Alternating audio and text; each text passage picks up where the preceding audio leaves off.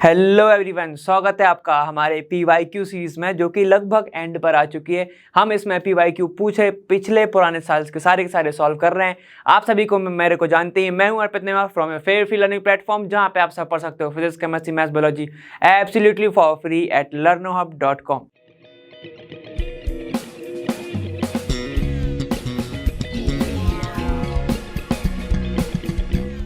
तो आज हम जो सॉल्व करने वाले हैं वो 2022 के टर्म 2 के जितने भी सेट हैं, लगभग 3 सारे सेट आपके जो सेट हैं सारे के सारे अपन डिस्कस करेंगे। तो स्टार्ट करते हैं आपके सेट नंबर 1 में। देखते हैं कौन कौन से क्वेश्चंस आए थे उसमें। इस बार वैसे तो कम ही क्वेश्चंस आए थे, तो चलो बिना कुछ देरी के स्टार्ट करते हैं।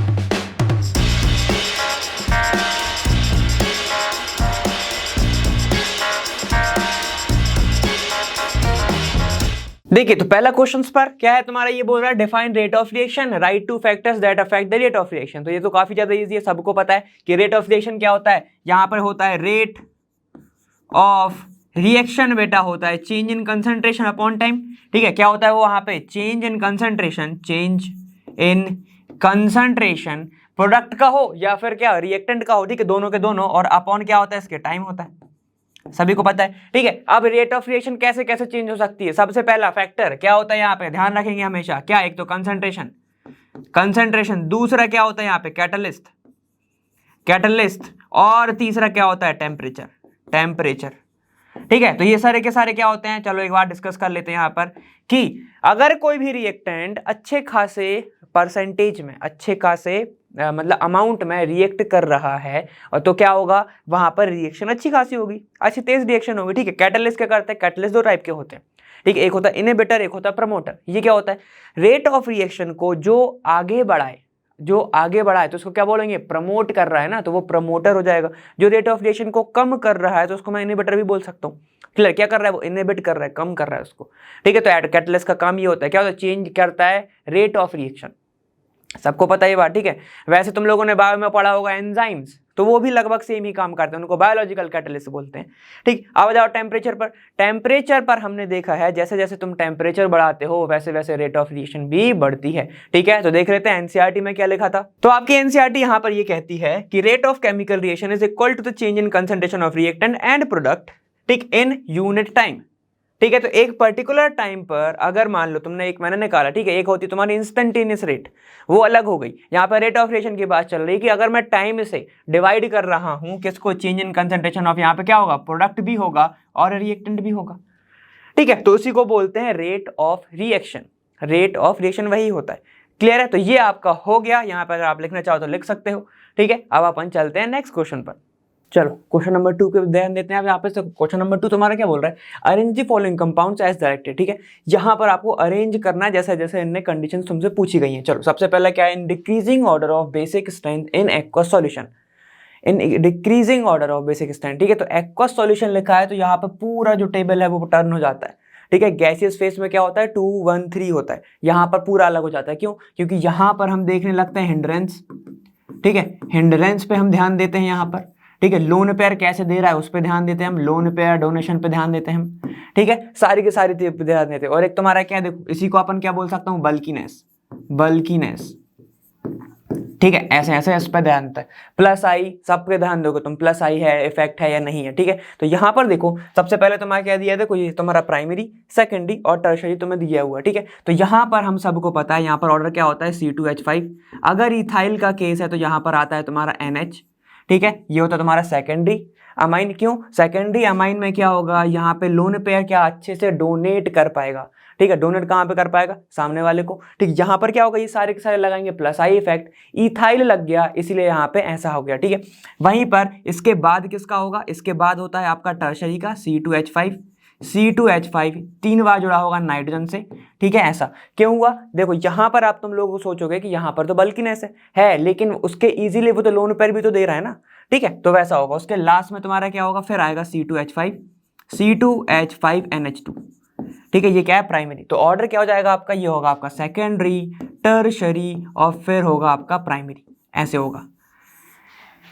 क्लियर हो गया, चलिए अब अपन आगे चलते हैं। आगे तुम्हारा क्या, ये पूरा का पूरा जो है पूरा एनसीईआरटी से ही क्वेश्चन आया है। ठीक, चलिए अब अपन आगे जाते हैं। यहाँ पे क्या, in increasing order of solubility in water. Simple सी बात है, सॉल्युबिलिटी की बात कर ली, ठीक है। तो यहाँ पर सबसे पहले तो मैं इनके स्ट्रक्चर बना के दिखाऊंगा तुम्हें, ठीक है, कैसे दिखता है। देखो C2H5 यहाँ पर दिया हुआ है ऐसा सेकंड, और यहाँ पर नाइट्रोजन के पास एक हाइड्रोजन है, ये हो गया आपका सेकेंडरी। क्लियर। अब यहाँ पे देखो C2H5 NH2 है, C2H5 यहाँ पर नाइट्रोजन है, यहाँ पर एक H है, यहाँ पर एक H है, ठीक। फिर है आपका C6H5 NH2, ये रहा आपका C6H5 ये हो गया बेंजीन, ठीक है, बेंजाइल हो गया, और यहाँ पर NH2 है, यहाँ पर नाइट्रोजन होगा और यहाँ पर भी एक हाइड्रोजन होगा, ठीक है। क्योंकि अब इसने बात करी है सॉल्युबिलिटी इन वाटर, ठीक है, तो हम क्या ढूंढेंगे, यहाँ पर हम ढूंढेंगे हाइड्रोजन बॉन्डिंग, ऐसा ढूंढेंगे हम, ठीक है।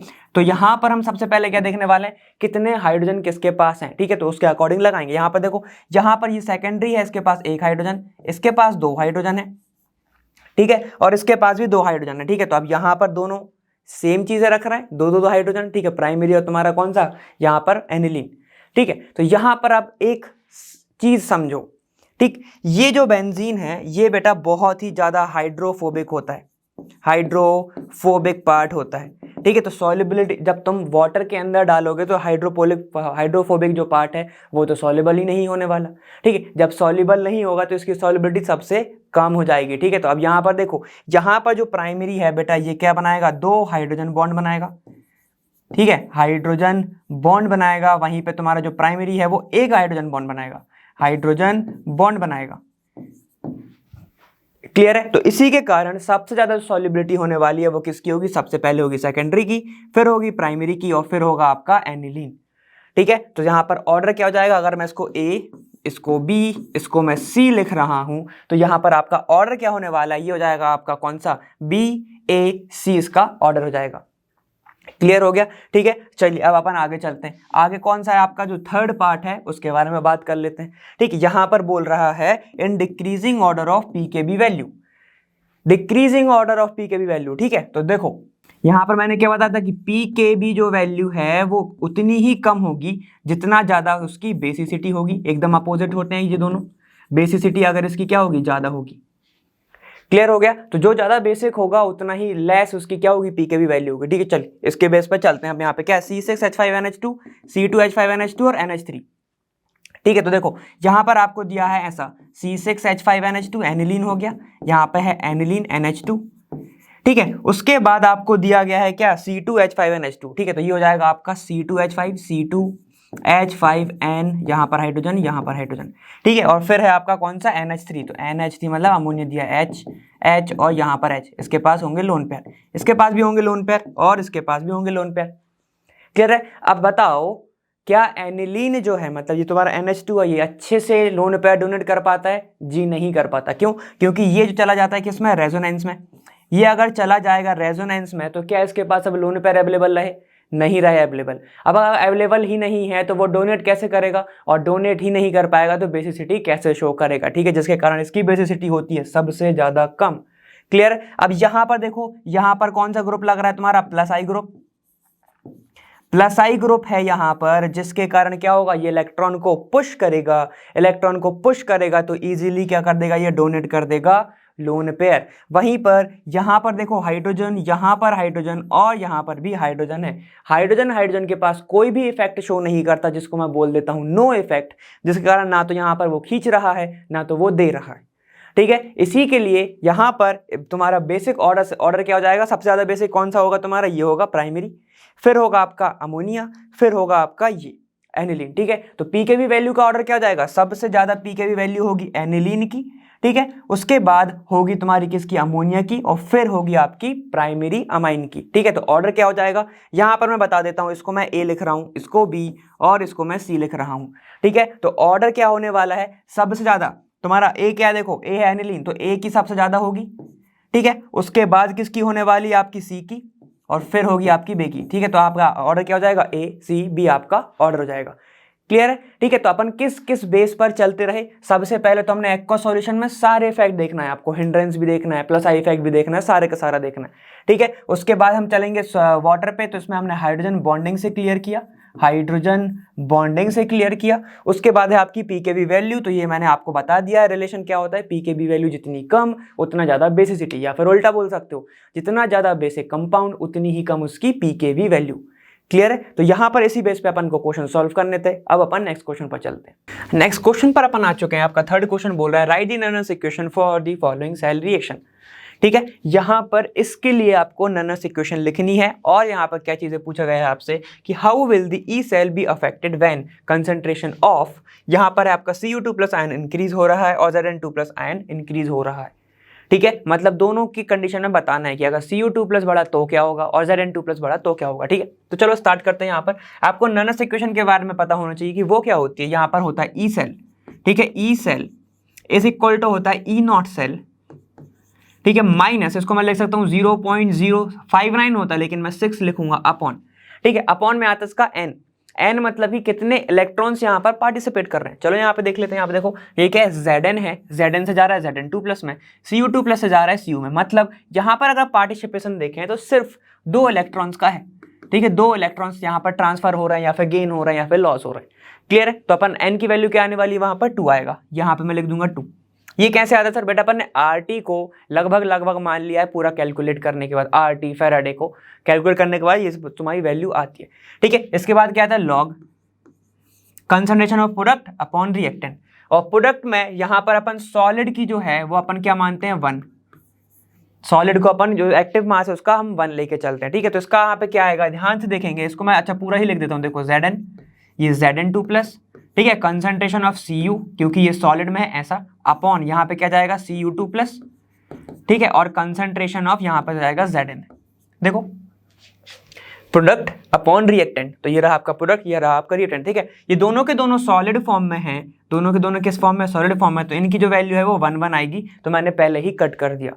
ठीक है, 1 आएगी तो मैंने ऐसे ही काट दिया। ठीक है, आप 1 रख के भी कर सकते हो। चलो अब यहां पर हमने पूछा है, ठीक है, तो आपकी इक्वेशन क्या बन गई, इक्वेशन बन गई आपकी ये वाली इतनी। ठीक है, ये रही आपकी इक्वेशन, मेन इक्वेशन। अब इनने तुमसे 2 कंडीशन रख दी। पहला केस ये था, पहला केस ये है, केस फर्स्ट। यहां पर ये है कि अगर Cu2+ आयन जो है इसका जो कंसंट्रेशन है ये बढ़ गया तो क्या होगा। ठीक है, Cu2+ का पूछा, Cu2+ कहाँ डिनोमिनेटर में। तो अब खुद सोचो जरा कि अगर मैंने क्या किया, इसका कंसंट्रेशन बढ़ाया। ठीक है, मान के चलते हैं Zn2+ का कम है, Cu का ज्यादा है। ठीक है, तो अगर यहाँ पे मैं बोलूं कि इसका मान लो तुम्हारा 1 है, ठीक है, और इसका मान लो 10 है। ठीक है, तो ये जो वैल्यू आएगी पॉइंट में आएगी। पॉइंट में आने के बाद इसमें माइनस होगा, मतलब ई नॉट सेल कितना आएगा, ज्यादा आएगा। ठीक है, मतलब ई नॉट सेल कह रहा हूं, जो ई सेल की वैल्यू है वो क्या आने वाली है, ज्यादा आने वाली है। ठीक है, तो मैं ये लिख सकता हूं कि अगर कंसंट्रेशन ऑफ Cu आयन बढ़ा तो वैल्यू ऑफ ई सेल क्या हो जाएगी, बढ़ जाएगी। क्यों? ठीक है, अपन इसको एक बार और जिक्र करेंगे। ठीक है, अगर जब तक आपको ये वाला समझ में नहीं आता है अपन फिर उसके बाद देखो ये वाला केस 2 भी देख लो। अगर ये समझ में नहीं आता तो अपन वापस एक बार रिपीट करेंगे। ध्यान से देखो, यहां पर इन्होंने बोला केस 2 में कि Zn2+ आयंस अगर के कंसंट्रेशन क्या हुआ, बढ़ गए, इंक्रीज हो गए, तो क्या होगा। ध्यान से सुनो, अब यहां पर अगर Zn2+ पे अगर कंसंट्रेशन बढ़ गया, यहां पे अगर कंसंट्रेशन बढ़ गया तो ध्यान से देखते रहना, ये बढ़ा, अगर ये बढ़ा, ठीक है, तो क्या हो जाएगा, मान लो यहाँ पे ये 100 हो चुका है, 100 हो गया तो ठीक है, यहां पर बड़ी वैल्यू आएगी, कितना आएगा, यहाँ पे 2 आएगा, मान के चल रहे हैं अपन एग्जाम्पल। ठीक है, यहां पर 2 आएगा, और अगर 2 आया तो यहां पर भी वैल्यू बड़ी आएगी, लॉग की 2 की वैल्यू रखना पड़ेगा तुम्हें। इसको कैलकुलेट करोगे तो फिर बड़ी वैल्यू को तुम ई नॉट सेल से माइनस कर रहे हो, तो एज कंपेयर टू कॉपर इसकी वैल्यू क्या आएगी, कम आएगी। ठीक है, तो यहीं पे क्या हो जाएगा, ई सेल, ठीक है, value of E cell, value of E cell क्या हो जाएगी, डिक्रीज हो जाएगी। क्लियर है? एक बार और जिक्र कर लेते, ध्यान से सुनो। देखो मैंने क्या बोला, ध्यान से देखते चलना। ठीक है, कोई भी चीज तुम लोग एक बार कैलकुलेट कर लो। मान लो ये x है, ठीक है, x1 हो गया, या अपन x2 इसको मान लेते। ठीक है, कोई भी चीज अगर यहां पर मैं बोलूं कि जो न्यूमरेटर है वो बड़ा है, ठीक है, मान लो x यहाँ पे एक वैल्यू 2 दी हुई है, ठीक है, न्यूमरेटर मान लो बड़ा है, तो वैल्यू क्या आएगी आपकी, ज्यादा आएगी। ठीक है, ग्रेटर वैल्यू आएगी, ग्रेटर वैल्यू आएगी ना। ठीक है, चलो अब इसकी बात करो x2 की। मान लो आपका डिनोमिनेटर बड़ा है, ठीक है, तो इसको मैं रख दे रहा हूं, मान लो 10/100। ठीक है, इसको भी 10 कर लो और इजी समझ में आ जाएगा। ठीक है, मान लो डिनोमिनेटर आपका बड़ा है तो वैल्यू कितनी आएगी आपकी, वैल्यू जो आएगी वो क्या आएगी, लेस वैल्यू आएगी, लेसर वैल्यू आएगी। तो अब तुम एग्जाम्पल से समझो, मान लो यहाँ पे ई नॉट सेल जो आया इसकी वैल्यू कुछ भी है, मान लो कि तुम्हारी कितनी है 90 है, ठीक है। अब केस फर्स्ट मैंने लगाया जिसमें क्या बड़ा है, यहाँ पे आपका न्यूमरेटर बड़ा है, न्यूमरेटर को मैं यहाँ पे माइनस करूंगा 10 से, तो कितना आएगा 80 आएगा, 80 आ गया, ठीक है। तो ये आपके मान लो ई नॉट सेल वैल्यू आ गई, ई नॉट सेल वैल्यू कब, जब आपका क्या बड़ा था, न्यूमरेटर बड़ा था, क्लियर। चलो वहीं पे मैं बात करूं, यहाँ पर 90 जो वैल्यू है ये तो फिक्स ही रहेगा ना, ये फिक्स ही है, तो 90 वैल्यू में से माइनस, मैंने देखो कितना माइनस कर रहा हूं मैं, 100 में से मैंने क्या माइनस किया 10 को डिवाइड किया तो 0.1 आएगा, 0.1 आएगा, तो वैल्यू इसकी इससे ज़्यादा ही आएगी ना, इससे तो ज़्यादा ही आएगी ना, 89 पॉइंट कुछ आएगा, सही कह रहा हूँ ना, यहाँ पे क्या आएगा, ज़्यादा ही आएगी इससे वैल्यू, पॉइंट ही तो कम हो रहा है, ठीक है। तो यहाँ पे मैं क्या बोल रहा हूँ, वही चीज़ मैंने बोली कि अगर आपका डिनोमिनेटर बड़ा है, अगर आपका डिनोमिनेटर बड़ा है तो वैल्यू क्या आएगी, ज़्यादा आएगी, ठीक है। तो देखो आपका डिनोमिनेटर क्या था, Cu2 प्लस है, ठीक है। तो अगर Cu2 प्लस बड़ा है तो यहाँ पे क्या होगा, वैल्यू जो है वो क्या होगी, ज़्यादा आएगी, क्लियर है ना। वैल्यू यहाँ पे ये ग्रेटर होगा तो ई नॉट सेल क्या जाएगा, यहाँ पे क्लियर हो जाएगा, ठीक है। तो यहाँ पे जो ई सेल है वो क्या हो जाएगा, ज़्यादा हो जाएगा, ठीक है। एग्जाम्पल लेके चले हैं अपन, यहाँ पे मैंने क्या किया था, ई नॉट सेल की मैंने मान ली 90, ठीक है। मान लो यहाँ पे अपन ने दोनों के कंसंट्रेशन है, यहाँ पे क्या होगा वो 100 है, ये तुम्हारा 100 है, उल्टा कर दिया दोनों का, तो क्या समझ में आ रहा है, अगर यहाँ पर Zn2 प्लस मतलब न्यूमरेटर बड़ा था तो वैल्यू कम हो रही थी, और अगर मैंने यहाँ पे देखा कि अगर मेरा डिनोमिनेटर बड़ा था तो वैल्यू क्या हो रही थी, ज़्यादा आ रही थी, ग्रेटर वैल्यू आ रही थी, क्लियर। तो ये अपन ने एग्जाम्पल से देखा x1 x2, ठीक है। अगर इसको लिखना चाहो तो मैं लिख सकता हूँ, यहाँ पे अपन ने क्या देखा, न्यूमरेटर पे कौन सा है तुम्हारा Zn2 प्लस, तो मैंने Zn2 प्लस का यहाँ पे बताया, ठीक है। तो यहाँ पे कितनी वैल्यू आई Zn2 प्लस की 80, ठीक है। इसकी कुछ 89 पॉइंट कुछ आएगी, 89 पॉइंट कुछ आएगी, ठीक है। तो यहाँ पे क्या है, ये Cu2 प्लस है, खुद कंपेयर कर लो कौन सा ज़्यादा है, ठीक है। तो ये अपन ने Cu2 प्लस का एग्जाम्पल लिया, सिर्फ समझाने के लिए लिया है, तो ये आप नहीं लिख के आएंगे, बस अपनी समझ के लिए बस आप ये लिख के आओगे कि Zn2 प्लस अगर बढ़ गया तो यहाँ पे ई नॉट कम हो जाएगा, और Cu2 प्लस अगर बढ़ गया तो ई नॉट ज़्यादा हो जाएगा, क्लियर। डिनोमिनेटर न्यूमरेटर से समझना, क्लियर। चलो आगे चलते हैं, देखो अब है आपका नेक्स्ट वाला, यहाँ पे क्या बोल रहा है, following ions of 3D transition series are given, ठीक है। यहाँ पे देखो ये वाला तुम बहुत बार देख चुके हो क्वेश्चन, ठीक है। तो अब तक तो तुम्हें रेडी जाना चाहिए। चलो देखो यहाँ पर क्या है, यहाँ पर Ti4 प्लस है, यहाँ पे तुम्हारा V3 प्लस है, क्रोमियम दिया है, मैग्नीज दिया है, मतलब यहाँ पे सबके आयंस प्रेजेंट है। यहाँ पे आपसे क्या बोल रहा है, identify the ion which is most stable in aqueous solution, ठीक है। इसमें से आप बताना एक्वस सॉल्यूशन में ज़्यादा स्टेबल कौन सा होगा। तो एक काम कर लेते हैं, सबके सबसे पहले कॉन्फ़िगरेशन पता होना चाहिए, ठीक है। यहाँ पे Ti कितना है, 22 है, 4 प्लस है, तो मतलब कितने इलेक्ट्रॉन बचे, 18, ठीक है। यहाँ पे कितना है, 20 बचे, क्यों, क्योंकि V3 प्लस है, Cr3 प्लस है तो 21 बचे,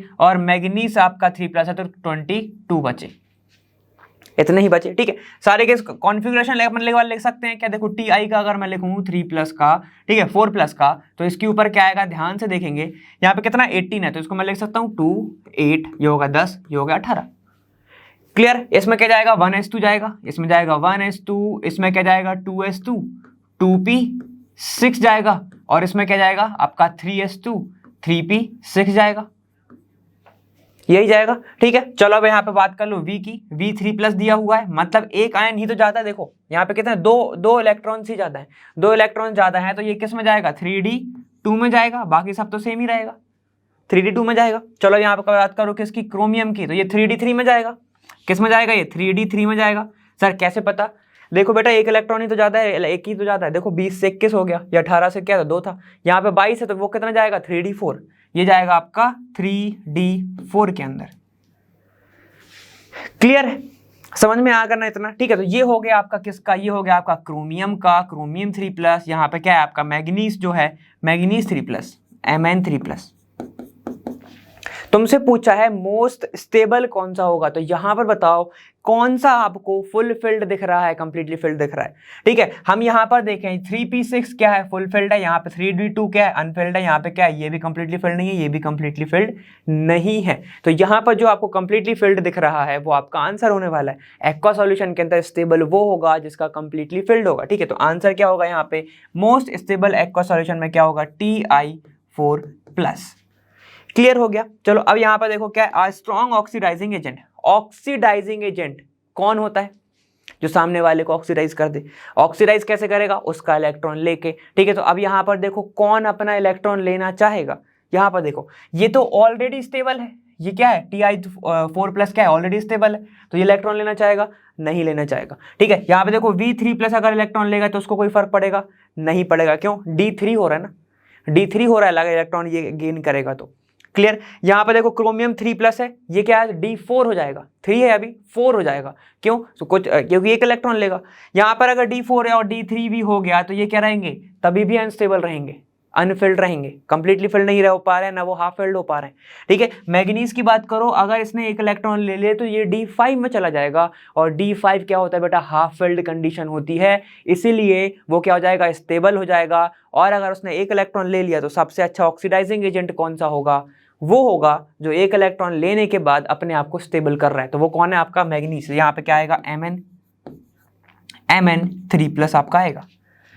क्लियर है। Colourless in aqua solution, colourless कौन होते हैं, जिसके पास डी ऑर्बिटल ही ना हो, तो यहां पर सारे के सारे लिखे हुए हैं, देखो डी डी डी, इसके पास सिर्फ पी है, तो कलरलेस कौन सा होने वाला है, वापस से आपका आंसर आएगा Ti4+।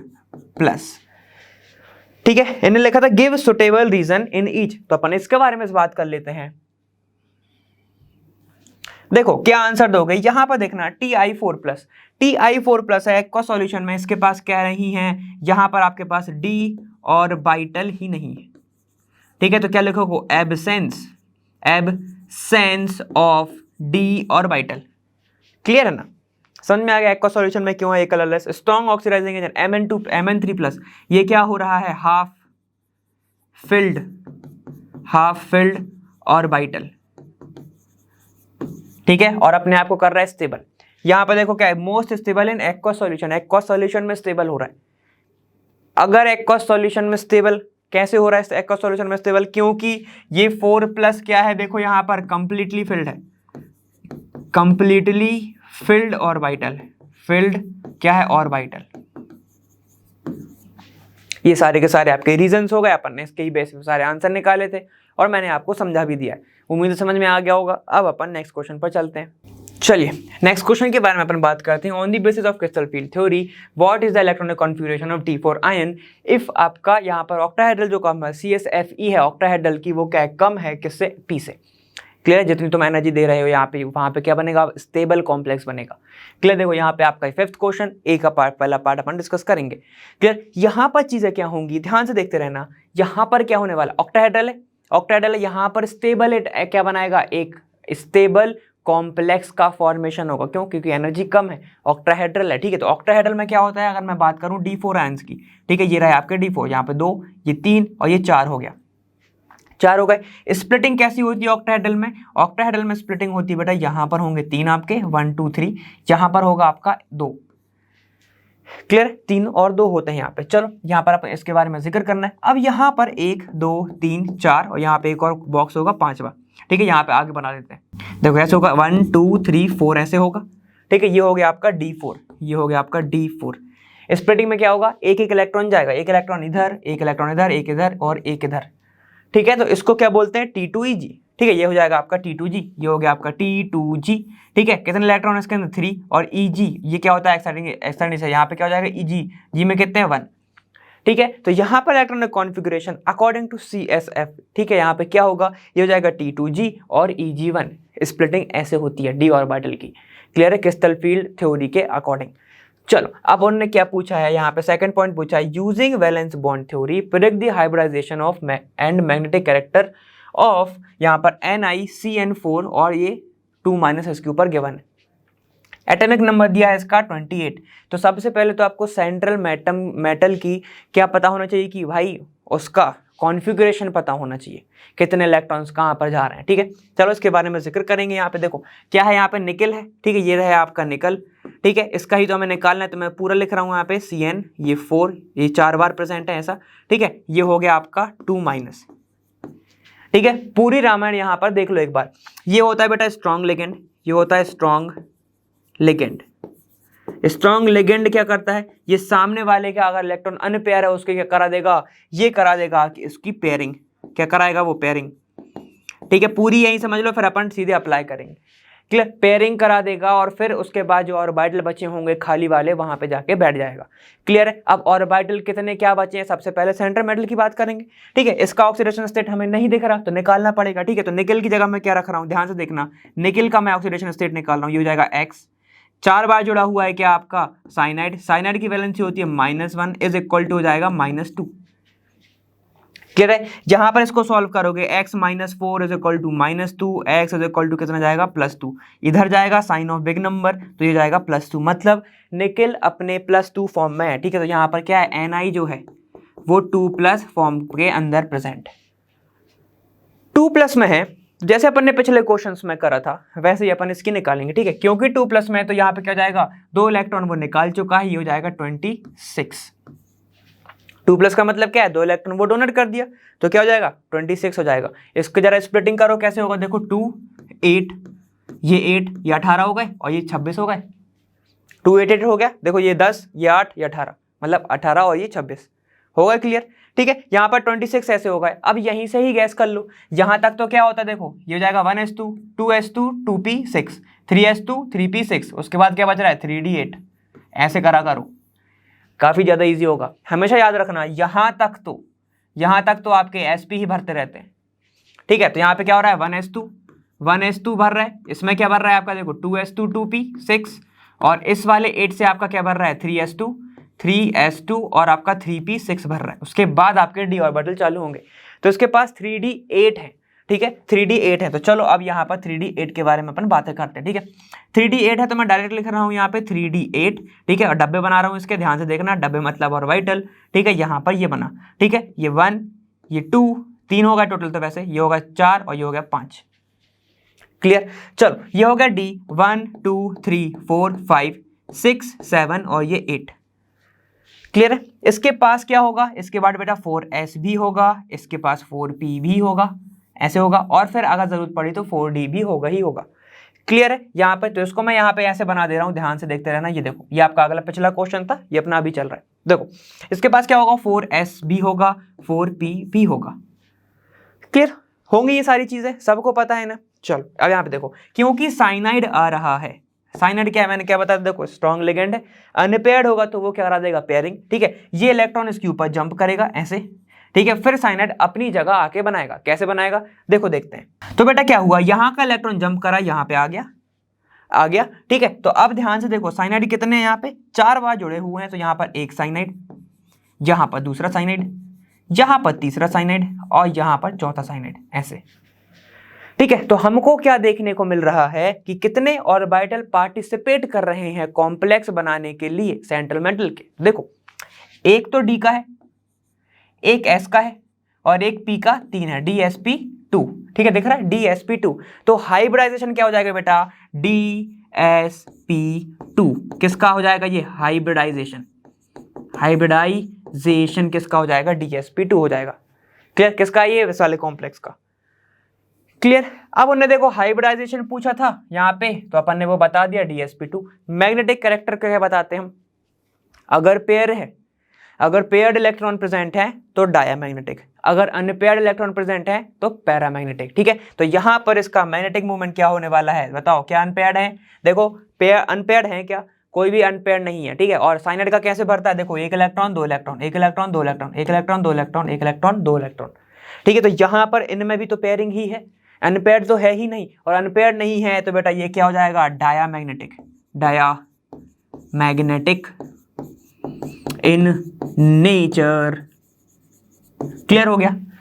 ठीक है, तो यहां पर अपन ने इसकी बात करी। चलो अब नेक्स्ट क्वेश्चन देखते हैं। नेक्स्ट क्वेश्चन क्या है आपका, देखो right the formula of the following complex using IUPAC norm. ठीक, यहां पे देखो क्या है, डाइक्लोराइडो बिस। ठीक है, डाइक्लोराइडो मतलब 2 क्लोरीन, बिस इथाइन 1 2 डायमंड या फिर इथाइलिन 1 2 डायमंड जैसे बोलना है आपको। ठीक है, तो यहाँ पे क्या है, ये EN दिया हुआ है, यहाँ पे क्लोरीन भी दिया था। ठीक है, कोबाल्ट दिया हुआ है बस, और 3+ उसकी वैलेंसी है। ठीक है, तो इसका कॉम्प्लेक्स बनाना है, तो इन सभी को मैं हटा रहा हूं, ध्यान से देखना। देखो क्या क्या है तुम्हारे पास, डाइक्लोराइडो मतलब Cl2 है। ठीक है, उसके बाद क्या है, इथेन है, इथाइलिन डायामाइन है। देखो यहाँ पे बिस दिया हुआ है, बिस मतलब क्या होंगे, 2 प्रेजेंट होंगे। ठीक है, तो यहाँ पे ये हो गया, तो EN होल ट्वाइस भी लिख सकता हूं मैं। कोबल्ट, ठीक है, तो यहाँ पर है एक कोबल्ट, ऐसा क्लियर हो गया। अब इसकी जो ऊपर प्रेजेंट है कितना पॉजिटिव होगा कितना नेगेटिव होगा ये हमें नहीं पता, ठीक है, लेकिन इसके ऊपर लगा है क्लोराइडो, क्लोराइडो है मतलब कॉम्प्लेक्स के ऊपर कोई तो चार्ज प्रेजेंट है, लेकिन अब कितना चार्ज प्रेजेंट है ये नहीं पता, ये निकालना पड़ेगा, ठीक है, तो बस निकाल लो। यहाँ पे क्या दिक्कत है, इसके पास कितना है 3 है, देखो यहाँ पे 3 दिया हुआ है। क्लोरीन के पास कितना है, देखो यहाँ पर क्लोरीन के पास है -1 होते हैं, 2 प्रेजेंट है तो 2 प्रेजेंट है, ठीक है, इसकी वैल्यू नहीं निकलेगी तो यहाँ पे क्या जाएगा प्लस आ जाएगा बस। यहाँ पर इस कोबाल्ट के ऊपर कितना चार्ज है 3, इसके ऊपर 2, 3 - 1 के 3 - 2 कितना जाएगा 1 हो जाएगा, और अगर 1 हो गया तो इसके ऊपर पूरी वैलेंसी कितनी जाएगी 1 आ जाएगी। क्लियर हो गया, ऐसे ऑक्सीडेशन स्टेट निकाल के अपन को क्लियर करना है। तो यहाँ पर अपन ने ये वाला क्वेश्चन पूरा का पूरा कंप्लीट किया। अब नेक्स्ट क्वेश्चन पर चलते हैं। चलिए अब इसका जो बी पार्ट था उसके बारे में बात करने पड़ेगा, ठीक है। व्हेन अ कोऑर्डिनेशन कंपाउंड, ये रहा NiCl2 6.6H2O, ठीक है, यहाँ पर अपन ने 10th में पढ़ा हुआ, ये डॉट के बाद जो H2 लगा दे इसको अपन वाटर ऑफ क्रिस्टलाइजेशन कहते हैं, ठीक। Mixed with AgNO3, 2 moles of AgL are precipitated per mole of the compound. Write the structural formula of the complex. ठीक है, तो हमें क्या देखने को मिल रहा है, Ag निकल गया, Cl एक निकल गया, ठीक है, Ag निकल गया, एक Cl निकल गया, यहाँ पर एक Cl बचा हुआ है, ध्यान से देखना, ठीक है, और बचा है निकल और बचा है वाटर, ठीक है। तो देखो यहाँ पर मैं बोल सकता हूँ जो भी चीजें बाहर प्रेजेंट है, जो भी चीजें बाहर प्रेजेंट है वो निकल जाती है आयन के फॉर्म में, ठीक है। तो यहाँ पे मैं बना सकता हूँ निकल, ठीक है, क्योंकि वाटर प्रेजेंट है तो ये वाटर क्या कर रहा होगा, इसकी वैलेंसी सेटिस्फाई, 6 बार जुड़ा हुआ है तो 6 बार बन जाएगा। क्लियर हो गया, ठीक है। और यहाँ पे कितना है Cl2 है तो इसके बाहर क्या होगा Cl2 होगा, ऐसे होगा। क्यों होगा, क्योंकि जब ये टूटेगा तो Cl क्या अपना आयन प्रोड्यूस करेगा, आयन प्रोड्यूस करेगा तभी तो ये रिएक्शन कर पाएगा, ठीक है, इतना क्लियर हो गया। और यहाँ पर मान लो 3 थे, ठीक है, 3 थे तो एक तो Ag के साथ निकल गया बाहर, ठीक है, तो वो बात अलग हो गई। यहाँ पर अब क्या बनेगा निकल, यहाँ पर हेक्सा जो रहेगा H2O बनेगा और यहाँ पे क्लोराइड आयन बनेगा। तो अब है आपका तुम्हारा सेकंड पार्ट। सेकंड पार्ट क्या बोला है, सेकेंडरी वैलेंसी ऑफ निकल इन दी कॉम्प्लेक्स, ठीक है। सेकेंडरी वैलेंसी क्या होगी, जब ये आयन जो जाएगा, ठीक है, अब ये क्या देगा, क्लोरीन आयन देगा, क्लोरीन आयन देगा, 2 क्लोरीन आयन, उसके बाद तुम्हारी सेकेंडरी वैलेंसी जो निकल की आएगी वो क्या आएगी, ठीक है। तो यहाँ पर देखो इसकी वैलेंसी क्या आने वाली है, निकल की जो वैलेंसी आएगी वो आएगी +6। क्यों आएगी, देखो 6 हाइड्रोजन जुड़े हुए, 6 वाटर मॉलिक्यूल जुड़े हुए हैं, तो यहाँ पर इसकी जो सेकेंडरी वैलेंसी आएगी वो आएगी +6। क्लियर हो गया। जब ये आयन ऑलरेडी एक कॉम्प्लेक्स में जा, मतलब एक किस में जा चुका है, सॉल्यूशन में जा चुका है, आयन अपने निकाल चुका प्राइमरी, उसके बाद जो आएगी वो क्या आएगी, सेकेंडरी आएगी। सेकेंडरी में क्या आएगा, इसका +6 आएगा। देखो जो कोऑर्डिनेशन नंबर होगा अगर एक ही चीज जुड़ी हुई है तो वही हो जाएगी सेकेंडरी वैलेंसी। क्लियर है, ये होगा +6। अब यहाँ पे देखो तुमने बोला है IUPAC name of the complex, IUPAC name लिख लेंगे इसका, ठीक है। तो यहाँ पे देखो क्या दिख रहा है आपको, हेक्सा एक्वा निकल। यहाँ पे क्या है इसका, देखो ये तो 0 होता है, इसका तो वैलेंसी कितनी हो जाएगी 2, ठीक है, ऑक्सीडेशन स्टेट का तो हो जाएगा 2, और उसके बाद लग जाएगा क्लोरीन। क्लियर है, तो ऐसा हो जाएगा आपका पूरा का पूरा IUPAC नेम। क्लियर है, तो यहाँ पर ये क्वेश्चन खत्म। अब अपन आगे चलते हैं। चलिए अब इसके बारे में अपन बात करते हैं। आप देखो 6th क्वेश्चन है, a first order reaction is 50% complete in 40 minutes, calculate the time required for the completion of 90% of the reaction. ठीक है, तो ये बहुत ही इजी है, घबराने की इसमें बात ही नहीं है। ठीक है, यहाँ पे देखो क्या लिखा हो, first order reaction. First order reaction यहाँ पे 50%, मतलब सीधे मैं टी हाफ लगा सकता हूँ। टी हाफ क्या होता है, जब आधी कंप्लीट हो जाए रिएक्शन। ठीक है, तो T half of first order क्या होता है, देखो T half is equal to होता है 0.693 बाय के। क्लियर है, अब इनने टाइम भी देके रखा है मुझे तो। ठीक है, तो मैं यहीं पे पुट करूंगा, देखो टी हाफ, ठीक है, इज इक्वल टू यहां पर इनने दिया हुआ है फॉर फर्स्ट ऑर्डर, यहां पे कितना जाएगा 40 मिनट्स। 40 मिनट्स दिया है। ठीक है, चलो यहां पे कैलकुलेट करेंगे, वहां की जगह पे रखो, के की वैल्यू निकाल लो, यहां पे 0.693 बाय 40 ऐसे होगा। ठीक है, तो के की वैल्यू कितना आएगा 0.017, जिसको मैं लिख सकता हूं 1 इंटू, ठीक है, पॉइंट खिसका लो, यहाँ पे 1 2, ठीक है, तो कितना जाएगा 10 की पावर -2, 17 इंटू 10 की पावर -2, मतलब 1.7 इंटू 10 की पावर 2। क्लियर हो गया, -2। चलो ये एक बना। सर ये के की वैल्यू क्यों निकाली, इसलिए निकाली क्योंकि हमारे पास एक फॉर्मूला होता है, के इज इक्वल टू कितना होता है, यहां पर होता है 2.303 बाय टी हाफ। ठीक है, लॉग। ठीक है, यहां पर ये फॉर्मूला होता है अपना लॉग। अब उसके बाद क्या, change in concentration, initial concentration upon final concentration. ठीक है, इनिशियल कंसंट्रेशन मान लेते हैं इसका कितना था, 100 था। ठीक है, 90% चला गया है, 90% खत्म हो गया, मतलब यहाँ पे क्या है 90% कंप्लीशन हो चुका है। तो यहाँ पे क्या होगा, मैं बोल सकता हूँ कि 90% रिएक्शन हो चुकी है, तो 100 माइनस 90। ठीक है, ये हो गया इनिशियल, ये होगा फाइनल, मतलब 90% जो कंसंट्रेशन है वो बन चुका है, तो 10 आ जाएगा वैल्यू। ठीक है, तो यहाँ पर log 10 की वैल्यू कितनी होती है, 1 होती है। ये कितना हो जाएगा, देखो इसको सिर्फ कैलकुलेट कर रहा हूँ log को, log ये हो जाएगा 100/10, ये से ये कैंसिल, और log 10 1 होता है। क्लियर है, सारी वैल्यूज को पुट करेंगे, टी हाफ हमें निकालना है, तो टी हाफ को मैंने इधर लिख दिया, के की वैल्यू हम निकाल चुके, तो डायरेक्ट पुट करो 2.303 अपॉन ये कितना हो जाएगा, देखो 0.017। ऐसे ही पुट करना, ऐसे पुट का मत करना, क्यों, क्योंकि तुम यहां से पॉइंट को भी क्या कर सकते हो, हटा सकते हो। कैसे, देखो 2303 अपॉन 17, पूरा पॉइंट रिमूव कर दो। क्लियर है, ऐसे भी कैलकुलेट कर सकते हो। देखो टी हाफ, ये भी 3 पॉइंट है, ये भी 3 पॉइंट है, काट दो। ठीक है, तो कितना जाएगा 2303/17 ऐसे। ठीक है, अब इसको कैलकुलेट करना काफी ज्यादा इजी हो गया। T half is equal to जाएगा 135.4। ठीक है, मतलब लगभग तुम्हें कितने मिनट लगेंगे, 135 मिनट लगेंगे। क्लियर है, 135 मिनट लगेंगे, 40 सेकंड वगैरह, तुम जैसे बोलना हो वैसे लग सकते हो। क्या क्या किया, ध्यान से सुनो। यहां पर हमारे पास टी हाफ प्रेजेंट था, सबको पता है, हमारा एक फॉर्मूला सबको पता होता है, 0.693/k होता है टी हाफ का। ठीक है, फर्स्ट ऑर्डर का, ये क्या है, फर्स्ट ऑर्डर का, फर्स्ट ऑर्डर का। ठीक है, ये कैसे पता चलेगा कि के की वैल्यू निकालनी है, के की वैल्यू निकालनी पड़ेगी, क्यों, क्योंकि यहाँ पे एक फॉर्मूला होता है, k is equal to 2.303 upon T half log 100/10। ठीक है, यहाँ पे 10 मतलब क्या, पूरा कैलकुलेट करके बोला, इनिशियल कंसंट्रेशन अपॉन फाइनल। ठीक है, कैलकुलेट करोगे ऐसी वैल्यू आएगी, फिर के की वैल्यू तुम्हें पुट करनी पड़ेगा यहाँ पे। ठीक, के की वैल्यू पुट करोगे फिर तुम्हारा आंसर आ जाएगा। ठीक है, तुम्हें बस 2 फॉर्मूले पता होने थे, एक तो ये वाला, एक ये वाला, खत्म। 2 फॉर्मूले के पूरा क्वेश्चन सॉल्व हो रहा था। अब अपन नेक्स्ट क्वेश्चन पर चलते हैं। चलो 7th क्वेश्चन देखते हैं। यहाँ पर क्या बोल रहा है, illustrate the following chemical reaction giving suitable example in each. ठीक है, यहाँ पे देखो, अब ये रिएक्शंस दी गई हैं, नेमिंग रिएक्शन है, डायरेक्ट क्वेश्चन आया था यहाँ पे 22 से। ठीक है, यहाँ पे पूछो, यहाँ पर लिखा हुआ है गैब्रियल थैलेमाइड सिंथेसिस, इसकी रिएक्शन किस चीज के लिए होती है बेटा, प्राइमरी अमाइन बनाने के लिए, एलिफेटिक, एरोमेटिक नहीं बनता।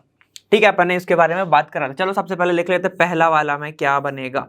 ठीक है, ये बनता, सबसे पहले आपको पता होना चाहिए थैलेमाइड। थैलेमाइड क्या होता है, देखो यहाँ पर ये रहा बेंजीन। ठीक है, और मैं अगर इसको ऐसे जोड़ दूं, C डबल बॉन्ड O, यहाँ पर C डबल बॉन्ड O, यहाँ पर मैं जोड़ दूं N, और यहाँ पर एक H, ऐसे, इसे क्या बोलते हैं, थैलेमाइड।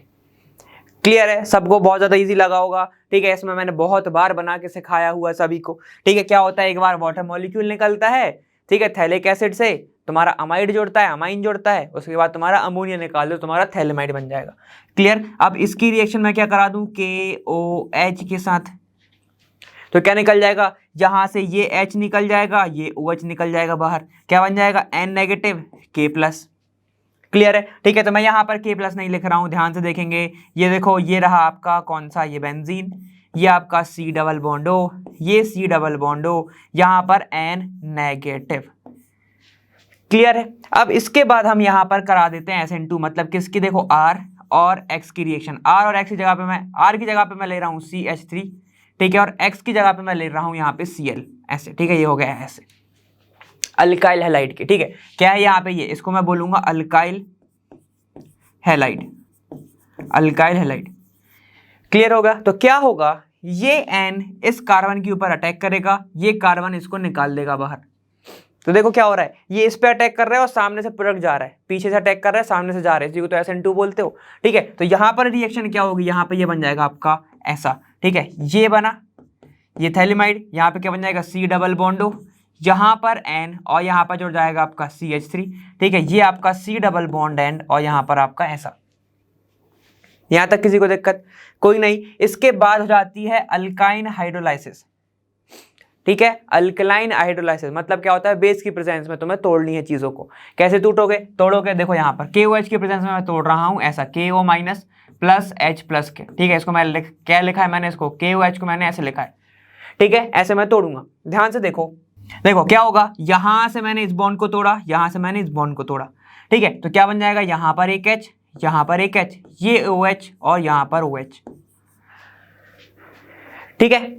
अब बेस की प्रेजेंस में तोड़ा है, इसीलिए तो मेरे को क्या लिखना पड़ेगा, यहां पर OK, ठीक है, यहां पर O और K, यहां पर एक H, ठीक है, तो यहां पर क्या हो जाएगा, potassium salt of phthalic acid, potassium salt of phthalic acid, ठीक है। और आपको यहाँ पे क्या मिल रहा है, देखो ये बन जाएगा आपका CH3 और NH2, NH और H, 2H, यहाँ पे क्या होगा CH3, ठीक है, N 2H और ये CH3, क्या बन गया, ये आपका प्राइमरी अमाइन, और कौन सा, एलिफेटिक बना, ठीक है, ये बन गया आपका प्राइमरी अमाइन।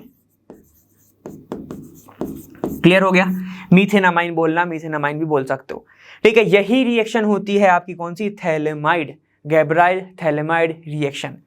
क्लियर है, यहां पर क्या होता है, अल्कलाइन हाइड्रोलाइसिस होता है, समझ में आ गया इतना, ठीक है। अब ध्यान से सुनना, यहां पर अटैक ऐसे नहीं होता है, ठीक है, यहां पर अटैक ऐसा नहीं होता, बेस आता है एक बार रिएक्ट करता है, ऐसा देखो एक बार बता देता हूं, बेस आया, इसने क्या करेगा, ये इस वाले कार्बन पे आके अटैक करेगा, कब करेगा, जब ये वाला ऑक्सीजन अपने ऊपर बॉन्ड खींचेगा, ये नेगेटिव बनाएगा, ये पॉजिटिव बनाएगा, ठीक है। अब फिर ये नेगेटिव क्या करेगा, अपना बॉन्ड बनाएगा, ये वाला बॉन्ड को तोड़ देगा, वो ऐसे प्रोसेस होती है, ठीक है। चलो तो अभी मैं हटा रहा हूं, ठीक है, तो अभी मैंने उसको हटा दिया है। चलो अब अपन देखते हैं तुम्हारी नेक्स्ट वाली रिएक्शन, ये तुम्हारी कौन सी थी, गैब्राइल, ठीक है। अब कार्बल अमाइन के बारे में डिस्कस करना है। कार्बल अमाइन भी क्या करता है बेटा, प्राइमरी अमाइन बनाता है, प्राइमरी अमाइन बनाने की ये प्रोसेस होती है, ठीक है। चलो इसके बारे में डिस्कस करते हैं। चलो ये मैंने हटा दिया, सिर्फ बेंजीन को रख लिया, क्या देखना है हमें, कार्बल अमाइन रिएक्शन, ठीक है। कार्बल अमाइन में क्या होता है बेटा, एनिलीन रिएक्ट करता है, ठीक है, एनिलीन रिएक्ट करेगा, क्या क्या देखोगे यहाँ पे, देखो आपको दिख जाएगा CHCl3 मतलब क्लोरोफॉर्म और अल्कोहलिक KOH, ठीक है। ये एक जगह और यूज हो सकता है अपना कौन सा, रिमर-टिमन रिएक्शन में, ठीक है, रिमर-टिमन रिएक्शन में ये साथ मिलके क्या बनाता है जरा बताओ, डाई क्लोरो कार्बीन बनाता है, ठीक है। बस इतना याद रखने की तुम्हारी चीज है। कैसा दिखता है तुम्हें कार्बीन, देखो ऐसा दिखता है, ये C, यहाँ पर Cl2, इसके ऊपर माइनस चार्ज होगा, ठीक है, डाइक्लोरोकार्बन इसको कहते हैं। और इसको थोड़ा अगर तुम्हें उसको में देखना है, खोल के देखना है, तो क्या होता है, एक वैकेंट ऑर्बिटल होता है और एक तुम्हारा फुल फिल्ड ऑर्बिटल होता है एक डब्बे के अंदर, ठीक है, जैसे S2 जो दिखता है ना, 1s2 जैसा दिखता है वैसे ही। क्लियर, यहाँ पे इसके बारे में पूछता नहीं, लेकिन फिर भी समझ लो, डाइक्लोरोकार्बन होता है। अब जैसे ही इसकी रिएक्शन इसके साथ होती है, तो यहाँ पर जो चीज़ है वो डायरेक्ट क्या बनाती है, देखो ये बना देगी आपका आइसोसाइनाइड, क्या बनाएगा ये, साइनाइड, ठीक है, ट्रिपल बॉन्ड C, ये बनाता है आइसोसाइनाइड, बस इतना याद रखना है, NC बनाएगा ये। क्लियर हो गया, तो कार्बल अमाइन जो है, कार्बल अमाइन रिएक्शन जो है वो सीधा साइनाइड बनाती है, आइसोसाइनाइड बनाती है। क्लियर हो गया, ये आपकी किस चीज के लिए यूज होती है, फुल स्मेल देती है, ये आपके अगर आपको टेस्ट करना है प्राइमरी अमाइन का, तो कार्बल अमाइन टेस्ट अपन बहुत अच्छे से कर सकते हैं। क्लियर है, चलो अब आ जाओ अगला वाला, क्या है, हॉफमैन ब्रोमाइड डिग्रेडेशन रिएक्शन, ठीक है। तो इसके बारे में अपन ने बहुत बार जिक्र करा हुआ है, फिर से देख लेते हैं मगर, ठीक है। हॉफमैन ब्रोमाइड, यहाँ पर क्या होगा, ब्रोमाइड मतलब क्या होता है, देखो मान लो ऐसा प्रेजेंट है, ठीक है, ये ठीक है, ये प्रेजेंट है, यहाँ पे क्या होगा, C डबल बॉन्ड हो, ये हो गया आपका NH2, ये हो गया आपका अमाइड, ठीक है। अब अगर अब ब्रोमीन और ले आओ, ठीक है, ये हो गया ब्रोमीन, ठीक है, Br2, ये हो गया ब्रोमाइड, ब्रोमाइड, क्लियर हो गया, ठीक है। अब अगर इसकी रिएक्शन में करा दूं, Br2KOH, ये रिएजेंट होता है, यहां पर डायरेक्ट आपको क्या करना है, यहां पर डिग्रेड करना है, तो ये हो गया degrade, C double bond O को पूरा का पूरा निकाल देना और डायरेक्ट पूरा कंपाउंड जोड़ दो, क्या बन जाएगा, ये देखो एनिलीन बन जाएगा, ये बन जाएगा आपका NH2। तो इसी को बोलते हैं बेटा Hoffmann bromide degradation reaction, degradation reaction. Clear है, इसी को बोलते हैं हॉफमैन ब्रोमाइड डिग्रेडेशन रिएक्शन। तो मैं लिख रहा हूं हॉफमैन ब्रोमाइड डिग्रेडेशन रिएक्शन, ठीक है, HBDR। क्लियर हो गया सभी को, ठीक है। क्या होता है यहाँ पे, सिर्फ आपको ये ग्रुप को हटाना है, ठीक है, ये ग्रुप को आपको हटाना है और सीधा सीधा पूरा जो NH2 है इसके साथ जोड़ देना है। बहुत अच्छी रिएक्शन है, इससे भी तुम अमाइन बना सकते हो। ये रिएक्शन बहुत जगह पूछ जाती है, तो इसको मत भूल जाना। क्लियर हो गया, अब ओवरऑल डिस्कस कर लेते हैं। यहाँ पे क्या बनाया हमने, प्राइमरी अमाइन बनाया, किससे, तुम्हारा गैब्राइल थैलेमाइड से। एरोमेटिक नहीं बना सकते क्योंकि वो न्यूक्लियोफिलिक अटैक नहीं करेगा। क्लियर है, क्लोरीन को ही नहीं छोड़ेगा, वो बेंजीन नहीं जोड़ता, ठीक। उसके बाद कार्बल अमाइन फुल स्मेल देगा, यहाँ पर बस इस रिएजन को याद रखें, दो जगह लगेगा, RTR में भी लगेगा। अगर मैं यहाँ पे क्या कर दूं, OH लगा दूं, रिमर-टिमन, फिर तुम्हारी कौन सी जाएगी, वो रिमर-टिमन हो जाएगी। क्लियर है, यहाँ पे ये कौन सी है तुम्हारी CR, कार्बल अमाइन रिएक्शन, ठीक, हॉफमैन ब्रोमाइड में क्या होगा, ब्रोमीन की मदद से अमाइड को तोड़ना है, डिग्रेड करना है, क्या बना देगा तुम, अमाइन बना देना, अमाइड को तोड़ के अमाइन बना देना। क्लियर है, ठीक है। तो ये आपके सारे के सारे रिएक्शंस हो गए। अब अपन आगे चलेंगे। देखो अब है आपका कौन सा 7th का और पार्ट, बोल रहा है write the structure of A B and C in the following reaction. A B और सी के बारे में आपको बताना है, तो चलो यहाँ पर बता देते हैं ए बी सी के बारे में। क्या देखो CH3 CH2Cl, ठीक है, तो मैं यहाँ पे लिख रहा हूँ CH3 CH2 और ये आपका Cl। क्लियर है, KCN के साथ रिएक्ट कर रहा है तो क्या होगा बेटा, यहाँ पे देखो स्ट्रॉन्ग न्यूक्लियोफाइल इसको भागाएगा, क्या बना देगा CH3 CH2, यहाँ पर C 1 2 3 और ये नाइट्रोजन है। क्लियर है, चलो अब जाओ क्या है वहां पे LiAlH4 LiAlH4, तो ये हो गया आपका A कंपाउंड, ये होगा A कंपाउंड। ठीक, यहाँ पर देखो LiAlH4 क्या करेगा, सारे पाई बॉन्ड तोड़ दो। ठीक है, जितने बॉन्ड दिख रहे हैं एक साथ देखो तोड़ दो, क्या बन जाएगा CH3 CH2, यहाँ पर बन जाएगा CH2 और NH2। क्लियर है, इतना समझ में आ गया। चलो अब उसके बाद ये हो गया आपका B, प्राइमरी अमाइन बन गया ये प्रोपेनामाइन। ठीक, यहाँ पे देखो HNO2 के साथ करानी है, HNO2 मैं यहाँ पे लिख रहा हूँ HNO2, कितना डिग्री है 0 डिग्री सेल्सियस। तो सबको याद आना चाहिए nitrous acid, nitrous acid test, याद है कि नहीं याद है, सबको याद आना चाहिए। नाइट्रस एसिड टेस्ट में मैंने बताया था लाइव क्लासेस में कि अगर प्राइमरी अमाइन रिएक्ट करेगा नाइट्रस एसिड के साथ तो अल्कोहल बनाता है। क्या बनाएगा ये CH3 CH2, यहाँ पर CH2 और OH जोड़ देना, तो OH जोड़ देना। मैंने बताया था, ये मैकेनिज्म नहीं बताई थी लेकिन ऐसा मैंने टेस्ट बताया था, मेरे को याद है। क्लियर है, चलो यहाँ पर ये हो गया आपका पहला वाला। चलो अब देखो सेकेंड वाला, सेकंड वाले में क्या है, ठीक है CH3COOH, ठीक है, तो इसको मैं ऐसे लिख रहा हूँ, देखो C डबल बॉन्ड O और ये आपका OH। क्लियर, लिख सकता हूँ, ठीक है, इसको मैं ऐसे लिख सकता हूँ ये H और इसको मैं 2 ऐसे लिख सकता हूँ, ये H और ये OH निकल जाएगा बाहर, क्या निकल गया, वाटर मॉलिक्यूल बाहर निकल गया। ठीक है, तो देखो मैं क्या बना रहा हूँ, CH3 C double bond O, यहाँ पर OH अमोनिया के साथ रिएक्शन कर रहा है, मतलब H और NH2, क्या निकल जाएगा, देखो यहाँ से वाटर मॉलिक्यूल को मैंने बाहर निकाला हीट करने पर, क्या बना देगा ये CH3 C double bond O, ये आपका NH2, क्या बना, अमाइड बना। क्लियर, अब उसके बाद रिएक्शन हो रही है बेटा LiAlH4 के बारे में। क्या करेगा, पाई बॉन्ड तोड़ देगा, कौन से, ऑक्सीजन वाले। ठीक है, यहाँ पर बॉन्ड तोड़ो, क्या बनाएगा, देखो एक बॉन्ड टूटा H लगा, यहाँ H लगा, एक बॉन्ड टूटा यहाँ H लगा, यहाँ H लगा, क्या हो गया CH2, सारे बॉन्ड तोड़ दिया हमने। क्या बनाएगा, देखो ये CH3, ठीक है CH2 और ये बन जाएगा आपका N, यहाँ पर एक H और यहाँ पर एक H। ठीक है, ऐसे क्यों लिखा अभी समझ में आएगा। ठीक है, तो ये हो गया आपका A कंपाउंड, ये हो गया आपका B कंपाउंड, अब आ रहा है आपका C, आपका एकदम रास्ते में ही है। ठीक है, देखो क्या बनाना है, यहां पर देखो ये क्या है, बेंजीन सल्फोनाइल क्लोराइड, सल्फोनामाइड बनाना है, बना दो। ठीक है, कैसे बनाएंगे, चलो यहाँ पे देखो, यहाँ पर क्या बनेगा, ये Cl और ये H बाहर निकाल दो, क्या बनाऊंगा मैं, देखो बेंजीन को ऐसे लिख सकता हूँ, ये रहा आपका छोटू सा बेंजीन, ठीक है, H डबल बॉन्ड O, ये डबल बॉन्ड O, यहाँ पर Cl, ये Cl H निकाल दो बाहर, क्या बनेगा, देखो यहाँ पर CH3 CH2, एक N के ऊपर H तो रहेगा ही रहेगा, Cl निकल के लेके चला गया। ठीक है, यहाँ पे बन जाएगा S double bond O double bond O, यहाँ पर आपका बेंजीन, सल्फोनामाइड इसको बोलते हैं। ठीक है, बेंजीन सल्फोनामाइड इसी को बोलते हैं। क्लियर है, तो यहाँ पर ये प्रोडक्ट बनेगा, इसको अपन कहाँ यूज कर सकते हैं, बेस में डाल दो ना भाई, KOH में डाल दो, ठीक है, अल्कली में डाल दो, तो यहाँ पर ये क्या हो जाएगा, सॉल्युबल हो जाएगा। क्यों, क्योंकि प्राइमरी अमाइन सॉल्युबल होता है। ठीक है, इस टेस्ट का नाम क्या होता है, हिंसबर्ग, याद करो, थोड़ा बहुत याद आ रहा होगा। क्लियर है, ठीक है, तो यहाँ पर ये आपका रिएक्शन होगा, यहाँ पे ये होगा आपका कौन सा, C प्रोडक्ट। C प्रोडक्ट आपका यही बता सकते हो, KOH नहीं डाला तो उसको मत बताओ, यहीं तक बस बताना।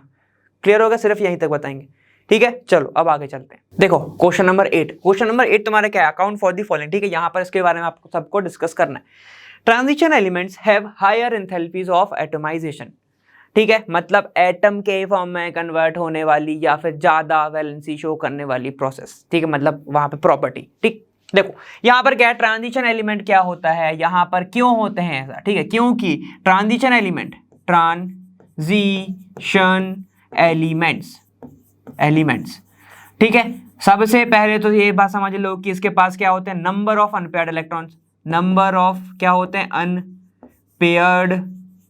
अनपेयर्ड इलेक्ट्रॉन्स होते हैं, ठीक है, जिसके कारण ये क्या, वैलेंसी बहुत वेरिएबल होती है, वैलेंसी इसकी वेरिएबल होती है, ठीक है, क्योंकि नंबर ऑफ अनपेयर्ड इलेक्ट्रॉन्स हैं तो ये बॉन्डिंग बहुत अच्छे से कर सकते हैं, ठीक है, कौन सी बॉन्डिंग करते हैं, ये मेटेलिक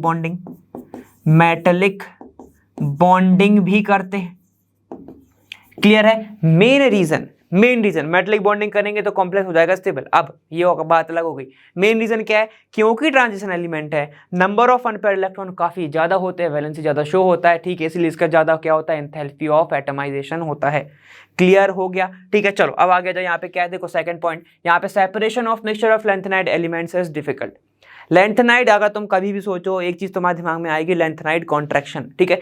यहाँ पर क्या होगा, लेंथेनाइड कॉन्ट्रैक्शन की अगर मैं बात करूं, ठीक है, तो इसमें क्या होता है, एटॉमिक साइज छोटी होती जाती है। एटॉमिक साइज अगर किसी भी एलिमेंट की छोटे होते गई, यहाँ पे क्या होता है, इसके ही कारण, ठीक है, लेंथेनाइड कॉन्ट्रैक्शन के ही कारण यहाँ पर क्या होता है, सिमिलर, अधिकतर एलिमेंट जो है सिमिलर केमिकल प्रॉपर्टी क्या करता है, शो करता है, केमिकल प्रॉपर्टी शो करेगा।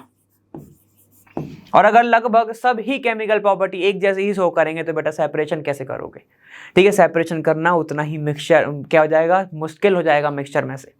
क्लियर है, ठीक है, तो ये इसका रीजन होता है। चलो अब यहाँ पे देखो क्या है, the value the M2 plus और M, ठीक है, कॉपर के लिए पूछ रहा है, value for copper is positive, क्यों होती है, इसके बारे में डिस्कस करना है, ठीक है। तो यहाँ पे चलो देख लेते हैं, यहाँ पर ये पूछ रहा है E, ठीक है, इसको मैं लिख सकता हूँ Cu2 प्लस और ये आपका Cu, ये जो वैल्यू है ये पॉजिटिव क्यों होती है, तो हमेशा याद रखना कि यहाँ पर हाइड्रेशन एनर्जी जो होती है, एंथैल्पी होती है, वो कॉपर की ज्यादा होती है एटमाइजेशन एनर्जी से, जिसके कारण इसकी जो वैल्यू है बेटा, उसकी जो वैल्यू है हमेशा क्या आती है, पॉजिटिव में आती है। और पॉजिटिव में सबको याद होगी 0.34 इसकी कुछ वैल्यू होती है, 0.34 वोल्ट कुछ इसकी वैल्यू होती है। रीजन फिर से डिस्कस करेंगे। ट्रांजिशन एलिमेंट, बहुत सारे अनपेयर्ड इलेक्ट्रॉन्स, ठीक है, डी ऑर्बिटल लगभग अनफिल्ड ही होता है, ठीक है, ज्यादातर में, ठीक है। अब यहाँ पर अनपेयर्ड इलेक्ट्रॉन है तो यहाँ पर क्या होगा, बॉन्डिंग अच्छे से करेगा, मेटलिक बॉन्डिंग ज्यादा होगी, एटमाइजेशन बढ़ जाएगा, ठीक है, क्लियर। अब देखो यहाँ पर क्या, separation of mixture of lanthanide contraction से लगभग सबकी साइज ही छोटी होगी, हर लेंथेनाइड शो करता है साइज छोटी, तो केमिकल प्रॉपर्टी लगभग हर एलिमेंट क्या करेगा, एक जैसा ही शो करेगा, तो मिक्सचर में से किसी को डिस्टिंग्विश करके या फिर उसको सेपरेट करना मुश्किल हो जाएगा, ठीक। यहाँ पे देखो क्या, M2 प्लस M, मतलब यहाँ पे कॉपर का जो है वो यहाँ पे क्या, E वैल्यू जो है वो पॉजिटिव ही क्यों आता है, तो रीजन क्या है बेटा, इसका एक ही रीजन है, क्योंकि इसका हाइड्रेशन है ज्यादा, एनर्जी एंथैल्पी होता है एटमाइजेशन से, जिसके कारण इसकी वैल्यू जो है वो पॉजिटिव आती है। क्लियर है, और पॉजिटिव में वैल्यू सबको पता है 0.34 वो होती है।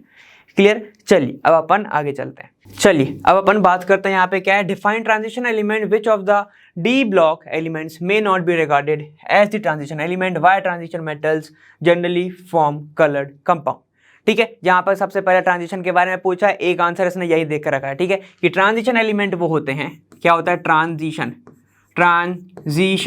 यहाँ पर जो एलिमेंट्स जो हैं वो क्या होते हैं, वो बेटा वो होते हैं जिसके पास क्या होता है, डी ऑर्बिटल जो होता है वो क्या होता है, यहाँ पे डी ऑर्बिटल प्रेजेंट होता है सबसे पहली चीज। तो दूसरी चीज यहाँ पे क्या होता है, जो डी ऑर्बिटल है वो भी क्या रहता है, कंप्लीटली फिल्ड नहीं रहता, ठीक है, तो अनफिल्ड डी ऑर्बिटल, ठीक है, जिसके अंदर क्या होता है, यहाँ पर अनफिल्ड डी ऑर्बिटल,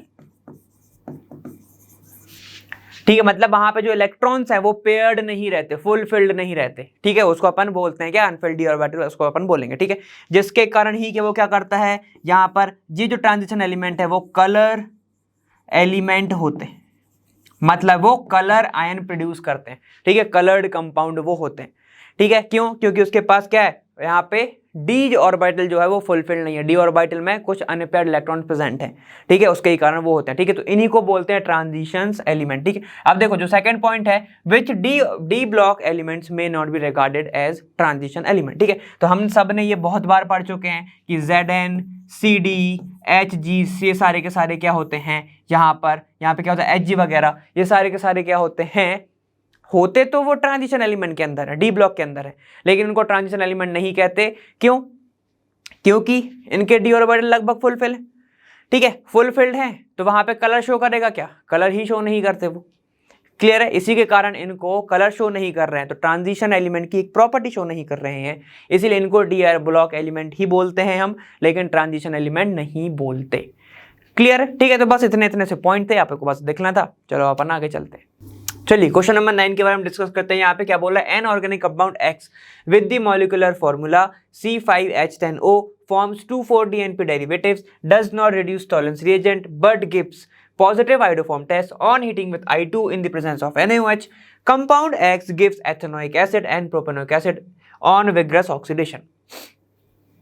तो भाई ये तो स्टेटमेंट की बात हो गई, बोल क्या रहा है तो ये देखना पड़ेगा। ठीक है, यहाँ पर देखो बोल रहा है एक ऑर्गेनिक कंपाउंड एक्स है, मॉलिक्यूलर फॉर्मूला ये दिया है, 5 कार्बन वाला है वो। ठीक है, 2,4-DNP टेस्ट तो दे रहा है, 2,4-DNP डज नॉट, मगर ये क्या कर रहा है? टॉलरेंस को ये यहां पर रिड्यूस नहीं कर रहा है, तो टॉलरेंस टेस्ट, ठीक है, टॉलरेंस की बात कर रहे हैं, टॉलरेंस टीटी की बात कर रहे हैं, तो यहां पर एल्डिहाइड देते हैं, एल्डिहाइड तो देते हैं, कीटोन नहीं देते, कीटोन नहीं देते।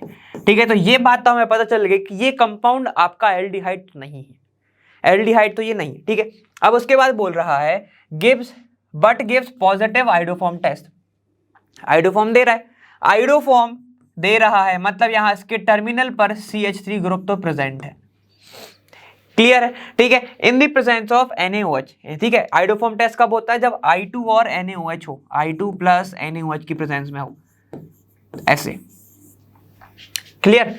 ठीक है, कंपाउंड एक्स गिव्स एथेनोइक। ठीक है, तो अब देखो ये बोल रहा है यहां पर मिक्सचर ऑफ आपको कार्बोक्सिलिक एसिड मिल रहा है, मतलब जब कीटोन क्या ऑक्सीडेशन में कर दूं, विग्रस ऑक्सीडेशन, तब भी हमें क्या मिलता है? मिक्सचर ऑफ मिलता है। ठीक है, तो बस आपको कीटोन वहां पर लगाना है जहां पर टर्मिनल पर आप CH3 लगा दो। ठीक है, काफी ज्यादा इजी होगा। ठीक है, 5 कार्बन है, लिखाएंगे अपन, कैसे लिखेगा? CH3, ठीक है, C डबल बॉन्ड हो, यहां पर CH2, ये CH2, ठीक है, तो 1 2 3 4, ये आपका CH3, एक ये हो सकता है, दूसरा क्या हो सकता है कि ये CH3 को मैं इसके नीचे लगा दूं तो वो भी हो सकता है। ठीक है, तो इसका मैं आंसर लिखूंगा 1 2 3 4 5। ठीक है, यहाँ पे क्या है? पेंट एन, ठीक है, क्या क्या है? 2 पे ओन है, पेंटेन 2 ओन, ये बोल सकता हूं इसको, या फिर 2 पेंटेनोन, 2 पेंटेनोन भी बोल सकता हूं। क्लियर हो गया? यहाँ पे तो ये इसका एक नाम होगा। अब क्या बोला? Write the structure of the compound, तो स्ट्रक्चर ऑफ द कंपाउंड बेटा ये है। उसके बाद क्या है? Structure of the product obtain when compound X react with 2,4-DNP test, मतलब क्या होता है? 2,4 डाइनाइट्रो, ठीक है, डाइनाइट्रो हाइड्रोजन टेस्ट। यहाँ पे क्या देखो, ऐसा दिखेगा, ये रहा आपका ऐसा, यहाँ पर जुड़ा होगा NH, single bond NH2 hydrogen, ठीक है, यहाँ पर होगा आपका कौन सा? NO2, और ये हो गया 2 पे 3, और ये आपका 4 पे NO2, ऐसे 2,4 dinitro hydrogen, phenyl hydrogen. Clear हो गया? ये टेस्ट होता है। क्या करना है? डायरेक्ट ये H2 को उठाओ, ये O को उठाओ, पूरा का पूरा कंपाउंड जोड़ दो। कैसे बनेगा ध्यान से देखेंगे। ठीक है, यहाँ पे बनेगा आपका CH3 C, ठीक है, इसको मैं ऐसे लिख रहा हूं, double bond nitrogen, single bond, यहाँ पर NH, C6, यहाँ पे C6 नहीं लिख सकता क्योंकि यहाँ पे NO2 को भी शो करना है। ठीक है, यहाँ पे मैं लिख रहा हूँ NO2, और ये आपका NO2, बाकी का प्रोडक्ट मैं यहाँ पे लिख दे रहा हूँ, देखो CH2, ये CH2 और आपका ये CH3, तो कंपाउंड आपका ऐसा देखने वाला है। इसको भी बोलते हैं 2,4 di nitro hydrogen derivative, phenyl hydrogen derivative. Clear हो गया? ये ऐसे बनेगा। उसके बाद बोला है, ये हो गया अपना सेकंड। उसके बाद क्या बोला है? Structure of product obtain when compound X is heated with I2 in the presence of NaOH। अब अगर मैंने I2 के साथ रिएक्ट किया तो यहाँ पे क्या बन जाएगा? देखो इतना जो मिथाइल है, क्यों मिथाइल ग्रुप टर्मिनल पे जरूरी होता है आइडो फॉर्म में? क्योंकि ये जो CH3 है ये बेटा बना लेता है CHI3, क्या बनाएगा ये? आयोडो फॉर्म, जो कि यही देता है आपको क्या? Yellow colour, yellow colour. और हमको सबको पता है आयोडीन जो है वो थोड़ा सा ऑक्सीडाइजिंग होता है, तो वो इसको कर देगा ऑक्सीडाइज, क्या बना देगा वो? COO आयन बना देगा। ठीक है, COO के टाइप का आयन वो बना देगा। क्लियर है? तो यही आपका आंसर है, यही आपको ऐसे करना है। अब अपन नेक्स्ट क्वेश्चन पर चलते हैं। देखो अब है आपका 11th का ए पार्ट। यहाँ पे क्या बोल रहा था, स्टैंडर्ड गिव्स एनर्जी यहाँ पे ये दी गई है for the following cell reaction is 300 kg mole inverse. ठीक है, यहाँ पे ये रिएक्शन दी गई। इसके बाद बोला है कैलकुलेट इन और सेल फॉर द रिएक्शन। 2022 में जो क्वेश्चन पूछे गए थे वो डायरेक्ट आपको फॉर्मूला पुट करना था और आंसर आपको मिलने वाला था। ठीक है, तो ऐसे कुछ क्वेश्चन यहाँ पे पूछा गया है। यहाँ पर पूछा है डेल जी की वैल्यू आपको गिवन है, तो del G is equal to -n, यहाँ पर एफ ई नॉट सेल होता है। ठीक है, ई नॉट सेल की वैल्यू पूछी है, डेल जी की वैल्यू गिवन है। ठीक है, साइड डायरेक्ट पुट कर दो -300। ठीक है, केजे मोल इनवर्स है तो मैं वहीं पर नहीं लिख रहा हूँ। ठीक है, is equal to -n, n कितना होता है, नंबर ऑफ इलेक्ट्रॉन कितने यहाँ पे इधर उधर हो रहे हैं। ठीक है, तो यहाँ पे रिएक्शन की बात करेंगे, यहाँ पे क्या है Zn। ठीक है, प्लस ये रिएक्शन कर रहा है 2Ag प्लस, मतलब 2 आयन होगा। ठीक है, क्योंकि 2 है यहाँ पे। ठीक, यहाँ पे क्या हो जाएगा Zn2 प्लस, और यहाँ पर बना रहा है वो 2Ag। ये सॉलिड है, ये एक्वस होगा। जो भी आयन है वो सारे के सारे एक्वस होते हैं, और जो सिर्फ ऐसे प्रेजेंट है वो सॉलिड होता है। ठीक है, Zn जा रहा है Zn2 प्लस में, तो मतलब 2 इलेक्ट्रॉन का यहाँ पर फ्लो हो रहा है। एक ही चीज देख लो, या Zn देख लो या Ag देख लो। क्लियर है? ठीक है, तो अब यहाँ पे देखो कितना हो जाएगा, -2 इंटू फैराडे की वैल्यू कितनी है, 96500, 96500। ई नॉट सेल हमें निकालना है, तो मैंने ऐसे कहा, ऐसा ही रख दिया। क्लियर? आगे चलेंगे, यहाँ पे देखो कितना हो जाएगा, -300 अपॉन -2 इंटू ये कितना हो जाएगा, 96500 is equal to E not cell. ठीक है, माइनस से माइनस कैंसिल, 20 से 20 कैंसिल। ठीक है, डायरेक्ट अपन वैल्यूज पुट करेंगे, कितना जाएगा यहाँ पर ई नॉट सेल जब तुम पुट करोगे तो लगभग जाएगा 1.5 इंटू 10 की पावर -3। देखिए पॉइंट में आएगा, मैंने पॉइंट को ऑलरेडी खिसका दिया है। 3 जीरो आगे लगाओगे वो आएगा तुम्हारा 0.0015, 00015। क्लियर है? तुम्हारा ऐसे आंसर आने वाला है। समझ में आ गया? ठीक है, तो यही आपको ऐसे ही सॉल्व करना था। काफी ज्यादा मैंने क्या बोला था, फॉर्मूले में डायरेक्ट पुट करना है। फॉर्मूला अगर आपको ये नहीं पता होगा, ठीक है, तो आप ये वाला क्वेश्चन नहीं कर पाओगे। ठीक है, चलो नेक्स्ट क्वेश्चन पर चलते हैं। देखो अब है तुम्हारा नेक्स्ट क्वेश्चन 11th का बी पार्ट। यहाँ पर बोल रहा है कैलकुलेट, यहाँ पर आपको लैम्डा नॉट की जो वैल्यू निकालनी है for MgCl2 if lambda naught यहाँ पर वैल्यू ऑफ Mg2 प्लस दी है, Cl माइनस आयन दिया हुआ है। ठीक है, R 106 यहाँ पर सीमेन सेंटीमीटर स्क्वायर मोल इनवर्स, और वहां पे 176 दिया हुआ है सेम। ठीक है, रेस्पेक्टिवली। ठीक है, तो हम सबको पता है कहां से निकालोगे, कोलोरॉश से निकालोगे। कोलोरॉश क्या कहता है कि अगर लिमिटिंग मोलर कंडक्टिविटी ऑफ किसी भी कंपाउंड की जो है वो इक्वल होती है limiting molar conductivity of Mg2 plus, मतलब उसके एक आयन के, ठीक है, और उसके दूसरे आयन के Cl माइनस के। क्लियर है? यहां पर कितने देखो, 2 हैं तो इंटू में 2 कर दूंगा, 2Cl माइनस।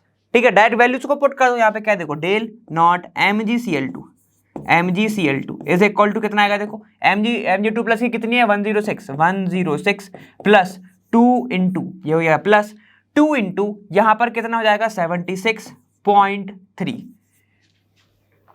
क्लियर है? यहां पे वैल्यूज को निकालेंगे, ये कितना हो जाएगा, देखो ये हो जाएगा आपका 6.27, यहाँ पे 152 प्लस 106। ठीक है, अब यहां पर वैल्यू पुट करोगे तो कितना आएगा, ये आपका आएगा 258.6 कुछ आएगा आपका। ठीक है, ये आएगा आपका किसका, लैम्डा नॉट MgCl2। ठीक है, सेम ही वैल्यू आएगी siemens centimetre square mole inverse.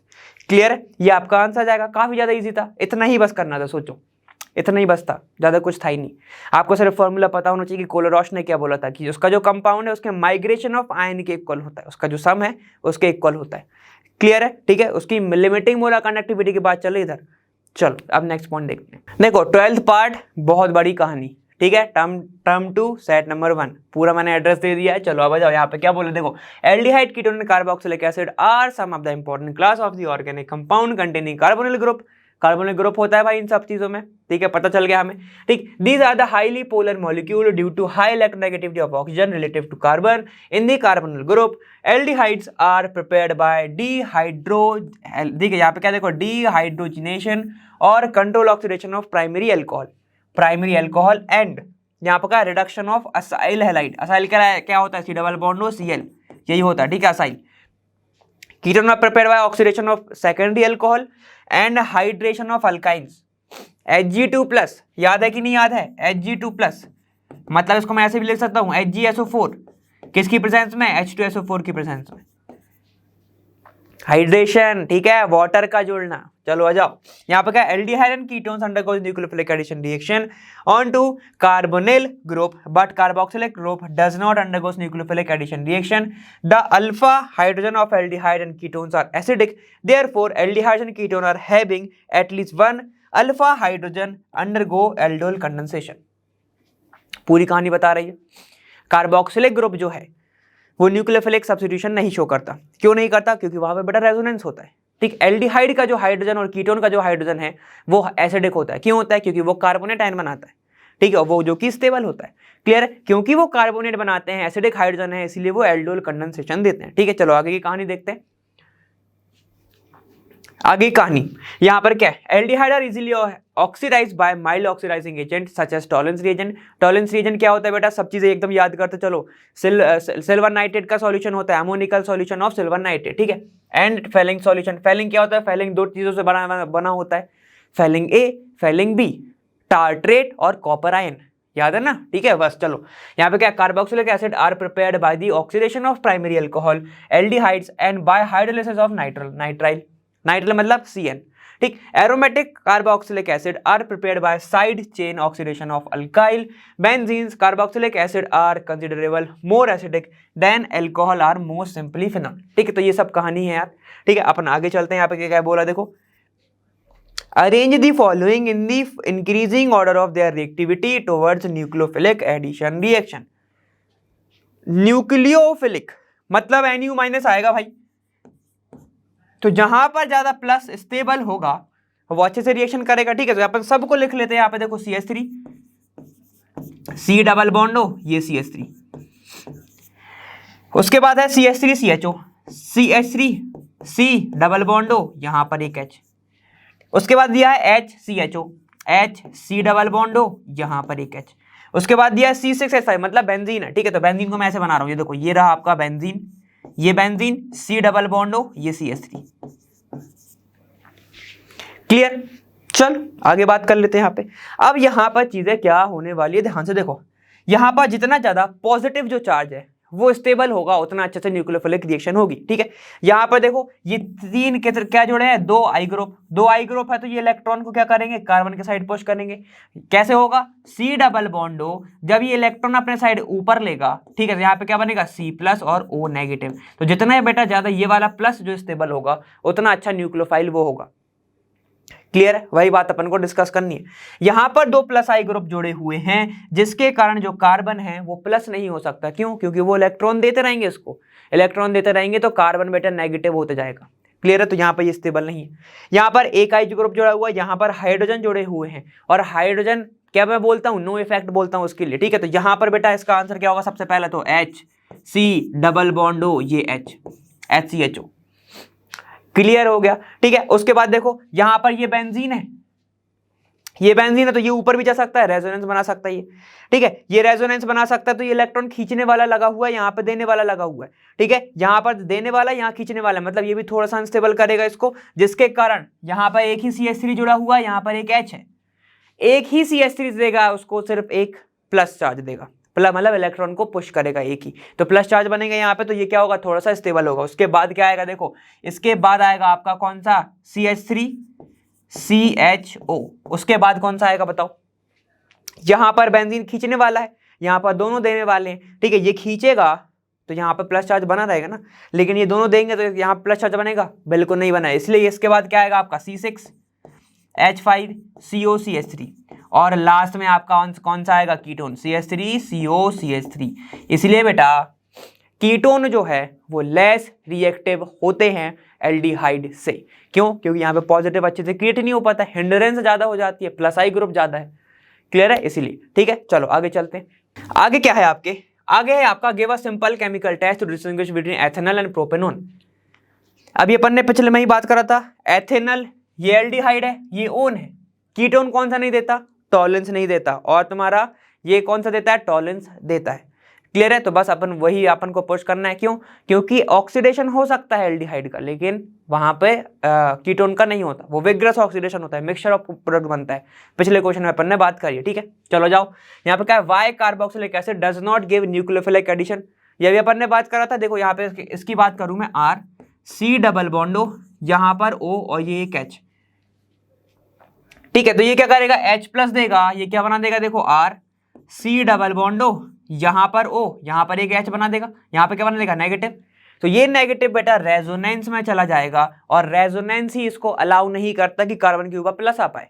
Carbon के ऊपर प्लस आ ही नहीं सकता, क्यों, दो दो ऑक्सीजन जोड़े हुए हैं। ठीक है, तो यहां पर क्या लिखोगे, due to resonance, due to resonance, यहां पर कार्बोक्सिलिक ग्रुप यहां पर क्या नहीं देता, न्यूक्लियोफिलिक सब्स्टिट्यूशन रिएक्शन नहीं देता। ठीक है, एडिशन रिएक्शन नहीं देता। ठीक है, यहां पर देखो क्या है, why alpha hydrogen of acidic aldehydes और ketone are acidic in nature. ठीक है, तो इसके बारे में भी बात कर लेते हैं। देखो क्या होगा आपका CH3, ठीक है, C डबल बॉन्ड O, यहां पर एक क्या जुड़ा होगा, O, यहां पर क्या जुड़ा होगा, एक H जुड़ा होगा।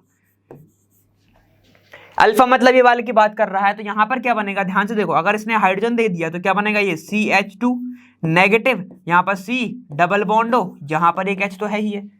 तो यहां पर क्या होता है बेटा, यहां पर एक रेजोनेटिंग टाइप का स्ट्रक्चर बनता है, जिसके कारण क्या होगा, ये H प्लस जो है, जो नेगेटिव चार्ज है, वो स्टेबल हो जाता है और ऑक्सीजन के ऊपर आ जाता है। ऑक्सीजन होता है इलेक्ट्रोनेगेटिव, और इलेक्ट्रोनेगेटिव तो चाहते ही ना उसके पास इलेक्ट्रॉन रहे ही रहे। ठीक है, जिसके कारण क्या होता है, ये प्लस जो एसिड भी दे देता है, इसीलिए इसका जो अल्फा हाइड्रोजन है ये क्या होता है, एसिडिक होता है, और यही रीजन है कि वो एल्डोल कंडेंसेशन देता है। समझ में आ गया। ठीक है, तो बस यही रीजन को फॉलो करते रहेंगे और आगे चलते रहेंगे। ठीक है, समझ में आ गया। सेम बेटा कीटोन के साथ होता है। चलो आ जाओ second part, right the product in the following. Product बताने हैं, चलो आ जाओ यहाँ पे उनकी बात कर लेते हैं। यहाँ पर 2CHO, क्या किसी को यहाँ पर अल्फा हाइड्रोजन दिख रहा है, दिख रहा है या नहीं है, तो क्या होगा, कैनिजारो होगा। कैनिजारो क्या करता है, वहां पर डिस्प्रपोनेशन रिएक्शन, सर ये क्या बोल दिया, रिडॉक्स रिएक्शन, हाँ सर समझ में आ गया। क्या होता है, देखो यहाँ पर एक बार बेटा इसका ऑक्सीडेशन कर दो। ठीक है, एल्डिहाइड ऑक्सीडेशन पर क्या बनाएगा, कार्बोक्सिलिक एसिड बनाएगा। यहाँ पर O Na जोड़ दो। Na क्यों जोड़ा सर, क्योंकि NaOH है, कंसंट्रेटेड है, तो NaOH जोड़ दिया। ठीक है, हाइड्रोलाइसिस मतलब एसिड क्या बोल रहा हूं सर, एसिडिफिकेशन करोगे तो H जुड़ जाएगा। क्लियर है, तो एक प्रोडक्ट आपका ये बनेगा, ये बन गया आपका एक प्रोडक्ट। दूसरा क्या बनेगा, दूसरा बनेगा आपका एल्डिहाइड का रिडक्शन करोगे तो क्या बनेगा, एल्कोहल बनेगा। बना दो एल्कोहल, क्या बनाएगा, देखो C6H5CH2OH, खत्म, बेंजाइल एल्कोहल। ठीक है, यहाँ पे ये क्या देखो, सोडियम बेंजोएट, यहाँ पे ये CH3 नहीं है, ठीक है, वरना आप इसको CH3 मान लो। तो ये रहा आपका D का 2 पार्ट हो चुके हैं। ठीक है, अब अपन आगे चलते हैं। देखो D के ही और पार्ट थे। ठीक है, D में ही एक और पार्ट था। ठीक है, अब यहाँ पर क्या बोल रहे हैं, देखो write the major product for the following reaction. ठीक है, तो मैंने बेटा ये वाला नीट में कराया था। ठीक है, मेरे को याद है कि इसमें मैंने क्या बताया था कि अगर बेंजिलिक हाइड्रोजन है, यहाँ पे क्या है, बेंजाइलिक हाइड्रोजन है। देखो मैंने बोला था कि अगर बेंजाइलिक हाइड्रोजन है और अगर आपको KMnO4 दिया हुआ है तो यहां पर क्या हो जाएगा, कुछ नहीं करना, डायरेक्ट इसको बेटा कार्बोक्सिलिक एसिड में बदल दो। क्या बना देगा, ये C डबल बॉन्ड O, ये ऑक्सीजन, क्योंकि पोटेशियम है और बेसिक क्या है यहाँ पर अल्कलाइन मीडियम है, तो यहाँ पर K लगेगा। लेकिन इनने एक चालाकी कर दी है, सेकेंड स्टेप में एसिडिफिकेशन कर दिया। देखो H प्लस डाली तो यहाँ पे क्या बनाऊंगा मैं, बेंजोइक एसिड बना दो। यहाँ पे क्या बन जाएगा, ये बेंजोइक एसिड। क्लियर, कितना इजी था। आगे आ जाओ, यहां पर देखो क्या दिख रहा है, ये असाइल प्रोडक्ट दिख रहा है, असाइल प्रोडक्ट दिख रहा है, H2 है, PD है, BSO4 है। ठीक है, तो मैंने क्या बोला था, रोज पढ़ने बसो। ठीक है, रोज पढ़ने बसो मतलब कौन सी रिएक्शन है, ये रोजनमुंड रिएक्शन, या रोज मतलब ऑल डे। ठीक है, तो क्या बनाता है, ये एल्डिहाइड बनाता है। डायरेक्ट इसकी जगह पे HCl की जगह पे H जोड़ दो, क्या बन जाएगा, ये बेटा एल्डिहाइड जोड़ दो ऐसा, ये बन जाएगा C डबल बॉन्ड O, ये एक H, इसका नाम क्या होगा, बेंजल्डिहाइड, बेंजल्डिहाइड, खत्म। कितना इजी था, पूरी रिएक्शन से ये तुम्हारी। ठीक है, इससे आगे तो कुछ करना ही नहीं था। ठीक है, तो यहां पर ये क्वेश्चन अपना खत्म। यहां पर बस एक कॉन्सेप्ट को याद रखेंगे कि अगर KMnO4 डला हुआ है और बेटा बेंजाइलिक हाइड्रोजन तुम्हें दिख रहा है, बेंजाइलिक हाइड्रोजन, अगर तुमको क्या है दिख रहा है तो बेटा उसको ऑक्सीडाइज करके हमेशा क्या बना देना, कार्बोक्सिलिक एसिड। ठीक है, ये मैंने पहले ही बताया था, ये मैंने अभी बता दिया। क्लियर है? ठीक है।